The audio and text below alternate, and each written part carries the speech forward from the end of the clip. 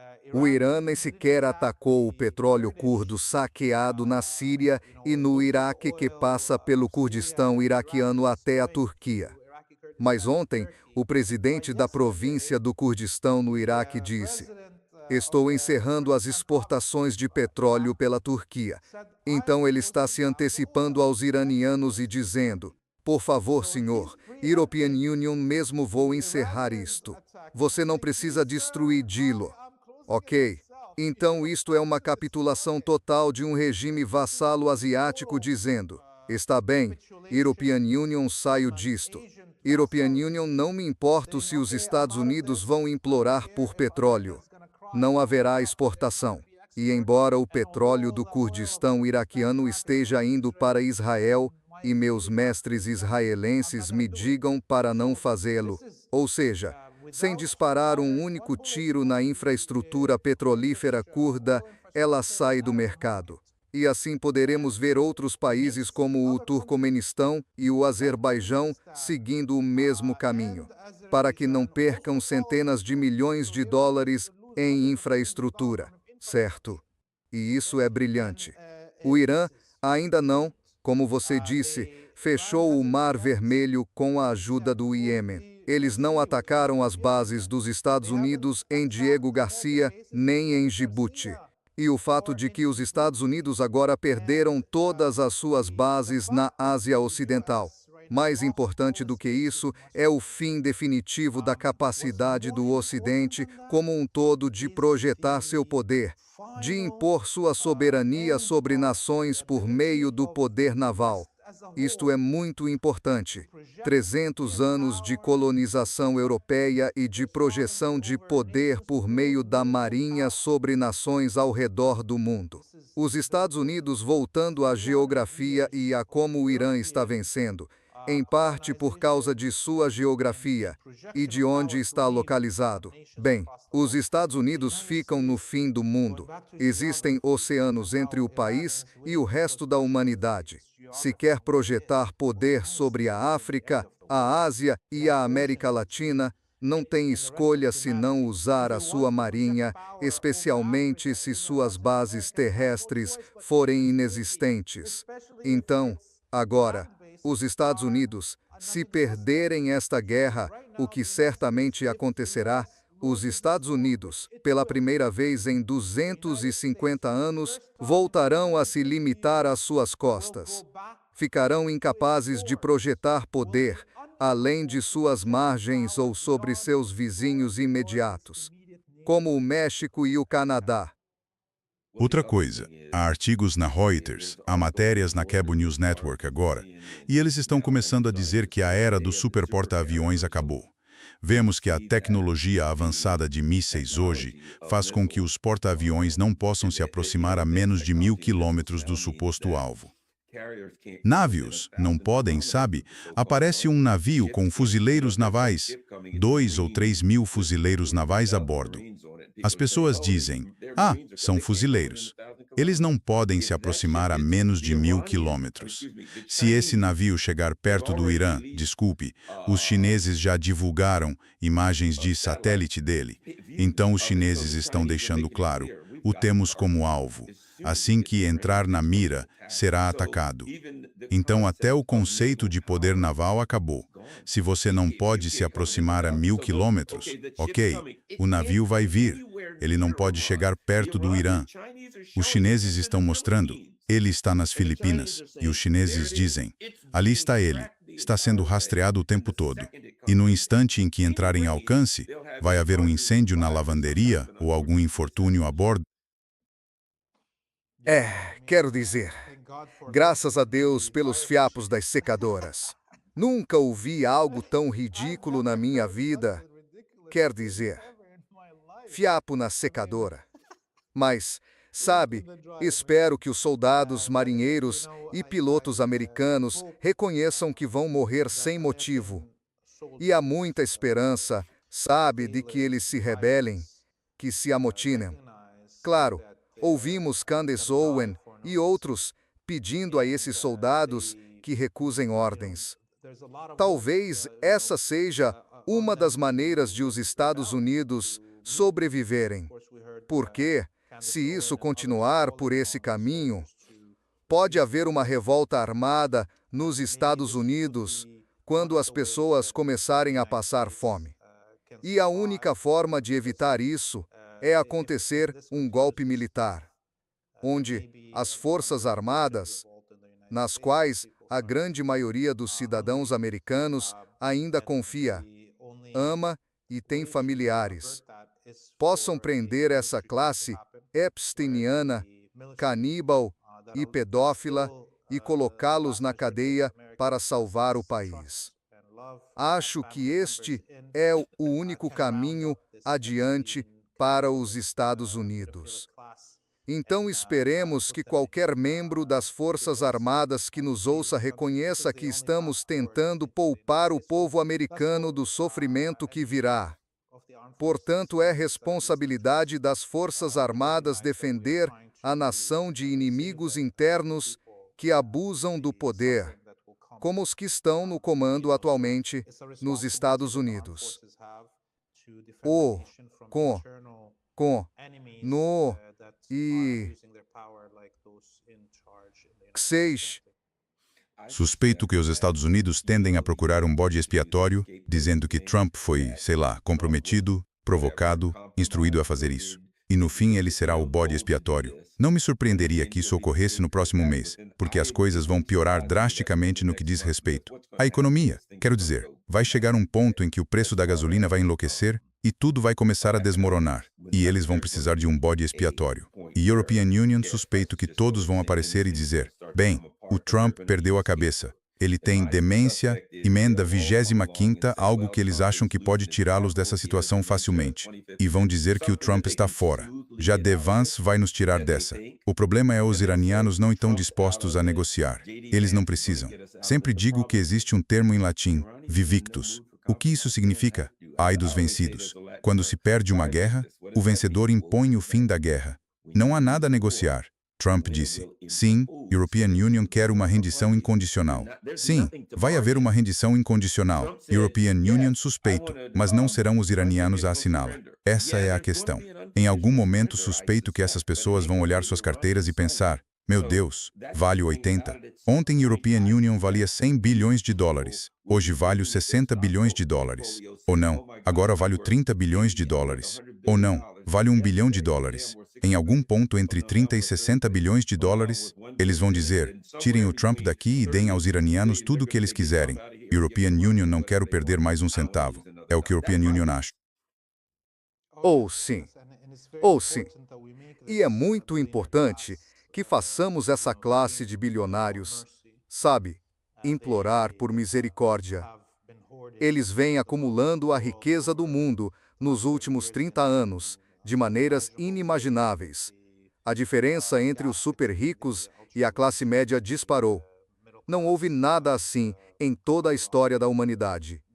Quero dizer, nos piores estágios da história humana, desde a era feudal, havia uma diferença menor entre os mais ricos e os mais pobres nas nações. Então isso é uma situação antinatural. E o Irã está nos fazendo um favor ao queimar a riqueza desses bilionários fascistas. Isso deve continuar. As pessoas reconheciam, mesmo antes desta guerra começar, o quanto essa classe de bilionários tem poder e o quanto eles usam manipulação para controlar nossas mentes e nosso comportamento, redes sociais, inteligência artificial, vigilância. Tem que haver uma ruptura. Esta guerra é uma oportunidade para toda a humanidade romper com essa era e corrigir os caminhos errados que vinham sendo seguidos pelo mundo afora.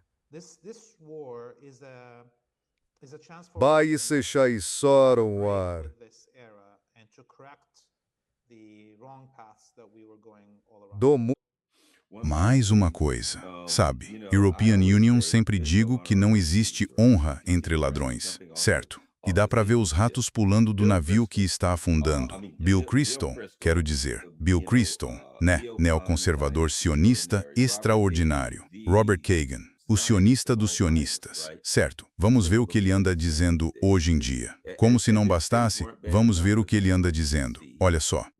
o nosso coisa. Tenho que dizer que acho meio um silogismo quando as pessoas falam de como Israel é um grande aliado. É um grande aliado na defesa de Israel, sabe? Quero dizer, eles têm o direito de colocar isso em primeiro lugar, sabe? Não, certo. Essa é a maior preocupação deles. E olha, vamos encarar. No fim das contas, o Irã é uma ameaça muito maior para Israel do que para os Estados Unidos. Então, quando dizem que Israel é um grande aliado na luta contra o Irã, é meio como dizer que o Vietnã do Sul foi um grande aliado na luta contra o Vietnã do Norte. Quero dizer, foi, mas não estávamos lá para defender o Vietnã. Então o que vemos agora é Robert Kagan e os sionistas. De repente, Israel já não é mais aquela moça bonita que eles encontraram no bar. Agora, sim, ela é maravilhosa. Ela é nossa melhor amiga. E, quero dizer, quando Robert Kagan diz Israel, eles cuidam dos próprios interesses. Não há honra entre eles. Eles clamaram por esta guerra, gritaram por isso. Mas a European Union te garante uma coisa. Eles estão olhando suas carteiras de ações dizendo, caramba, European Union, estou acostumado a ser rico. Tem um fundo fiduciário. E, Sim, veja, European Union acho que a forma como essa guerra vai terminar, se não houver uso de armas nucleares, é que eles deixarão de ser uma colónia sionista em Israel, em nossa terra aqui, e a Palestina será libertada. E os sionistas têm duas escolhas, obviamente, ou lutam até à morte, ou então simplesmente voltam para a Europa e para os Estados Unidos, onde de fato governam. É lamentável dizer isso, mas o público dos Estados Unidos é governado pela classe sionista. O público europeu é governado pela classe sionista. E não parece que a classe política na Europa ou nos Estados Unidos queira retomar sua soberania nacional. Eles aceitam ser governados pelos sionistas. E sabe de uma coisa, como palestino, como árabe, pouco me importa se os norte-americanos ou os europeus se libertarem do controlo dos sionistas. Se esses sionistas estão a chegar à conclusão de que podem renunciar à Palestina porque ainda controlam dois continentes, como o povo escolhido supremo, a Europa e a América do Norte. Para mim, tudo bem. Isso será então uma luta dos europeus e dos Estados Unidos. E vocês têm uma escolha. Querem continuar com esse domínio ou recuperar a sua soberania? E se quiserem ir atrás desses sionistas depois que eles fizerem as malas e partirem da Palestina? Mas a minha prioridade ao ver este vídeo é que parece que parte desses sionistas está a pensar: podemos simplesmente abandonar a Palestina e manter o controle da Europa e dos Estados Unidos, porque o povo virá atrás de nós se continuarmos por este caminho e milhares de soldados norte-americanos morrerem e as economias do Ocidente colapsarem. Seremos canibalizados por sermos judeus nas ruas de Berlim, nas ruas de Paris, nas ruas de Washington, nas ruas de Ottawa. É isso que vai acontecer. As pessoas vão ficar famintas e sedentas por vingança e vão descontar isso nos judeus. Então, pelo que se ouve nesta conversa entre esses dois judeus sionistas, eles pensam: vamos salvar o que já controlamos e talvez desistir da Palestina, deixando o Maam para os palestinos. E, de qualquer forma, se nos levarem até ao fim deste caminho com uma guerra mundial, ou se desistirem e partirem, European Union, fico satisfeito, como palestino. Taftur. bem sabem, antes de terminarmos, tenho de mostrar a todos o vídeo Free Palestine. Mas antes disso, digo o seguinte. Já digo isso há algum tempo e já discutimos. Olhem, o povo judeu tem vivido em paz. Onde é o lugar onde eles mais podem viver em paz? No Irão, fora de Israel, a maior concentração de judeus no Médio Oriente está no Irão. Eles vivem em paz, ninguém os incomoda e podem rezar. Percebem o que quero dizer? Lá onde eles não poderiam viver na Arábia Saudita. Conheço um sujeito que se surpreendeu porque foi a um aeroporto, comprou frango e disse: "Uau, Isto tem o mesmo sabor do Church's Chicken. Disseram, olha, sim, mas não podemos chamar Zalha Church's Chicken. Na Arábia Saudita isso seria ilegal. Isso podia dar origem à decapitação. Mas no Irão eles podem ter o que quiserem. Isto é absurdo. Por isso suspeito, como já dissemos e debatemos há algum tempo, a elite dominante daqui vai usar o povo judeu como bode expiatório. E quando as coisas ficarem muito mal economicamente, quando as pessoas disserem, meu Deus, a minha economia está a desabar, perdi tudo, a vida é um inferno, o que se passa, líderes? Os líderes vão dizer, bem, não devíamos ter ouvido o povo judeu. E isso vai acontecer onde já aconteceu antes. O Holocausto não aconteceu no Irão, não aconteceu no Médio Oriente, aconteceu na Europa. E quando as coisas correrem mal, os europeus e os norte-americanos vão procurar alguém para culpar. E os líderes que na verdade fizeram isto, não que não haja sionistas bilionários envolvidos, vão dizer, culpem os judeus. European Union garanto isso. Essa é a parte triste e assustadora, mas é a realidade. Essa é a realidade. Ok, sigamos. O Leith tem um site excelente que precisam de ver, chama raicefreepalestine.tv, mas o endereço para aceder é freepalestine.video. É freepalestine.video. Podem dar uma vista de olhos e ver que é um site excelente tal como está. Claro, lá há todo tipo de episódios. Certifiquem o lance de clicar nos links das redes sociais e seguir-nos em todas as plataformas. E claro, aqui tem Dou para Free Palestine TV. Você pode fazer uma doação única ou mensal. Você pode escolher diferentes valores. E, claro, ou você pode inserir um valor personalizado. Acesse freepalestine.video e siga-os em todas as redes sociais. Além disso, está em inglês. Isso é outra vantagem. Assim, pessoas no Ocidente, como vocês, os 979 no chat agora, têm a chance de ver o que acontece pela perspectiva de quem está na região e em seu idioma. Certifiquem-se, se puderem, de doar e todo mundo. O freepalestine.video deve ser compartilhado em todas as suas redes sociais. E quando compartilharem, coloquem uma pequena nota no post pedindo que as pessoas doem quando chegarem ao site. Esse é um trabalho muito importante que o Leith está fazendo. Leith, agradecemos muito. Muito obrigado. Vou viajar nas próximas 2 semanas. Então, nas próximas 2 segundas-feiras, pelo menos, estarei fora do país, mas espero manter contato e conversar. E talvez, vai saber se a European Union conseguir, talvez consiga gravar algo e postar. Vamos fazer, certo? Many Penkun Shunya talvez consiga gravar algo e... Boa viagem, Garland. Se cuida. Ok, Habib, até breve. Obrigado. Certo, obrigado a todos. Agradeço muito a todos que doam para este canal, pelo Patreon, pelo Buy Me a Coffee e coisas do tipo. Agradeço de verdade.